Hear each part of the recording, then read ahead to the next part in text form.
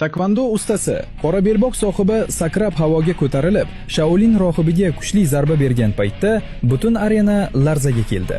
Bu jang e'lon qilingan zahotiyoq afsonaga aylangandi. Bir tomonda Janubiy Koreya chempioni Yon Jin Min tezlik, aniqlik va birgina zarba bilan jangni tugatishga qodir oyoq zarbalari. Ikkinchi tomonda esa Ilun butun dunyoga temirdek tanasi, og'riqqa chidamliligi va hech qachon sinib ketmasligi bilan tanilgan Shaolin rohibi.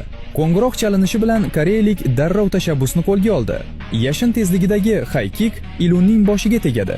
Zal jim bo'lib qoladi. Hatto hakam ham hisob ochishni boshlaydi. Ammo Ilun sarosimaga tushmadi. Uning ko'zlarida xotirjamlik bor edi.